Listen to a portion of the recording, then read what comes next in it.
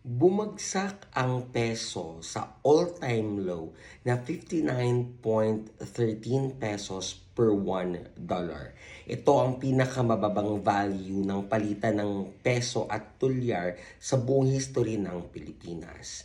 Habang marami ang natutuwa pagkat sila ay nasa abroad o ang source ng kanilang income ay dolyares, ay sobrang laki ng implication nito sa ekonomiya ng Pilipinas. Tandaan na ang Pilipinas ay very dependent sa importation. Ibig sabihin, marami sa mga ginagamit natin araw-araw tulad ng mga damit, ng electronics, at even pagkain ay nagmumula sa abroad which we purchase through dollars. So kung mas mahal na ang value ng dollar sa value ng peso, ibig sabihin magmamahal na rin ang presyo ng mga pangunahin at basic na mga bilihin.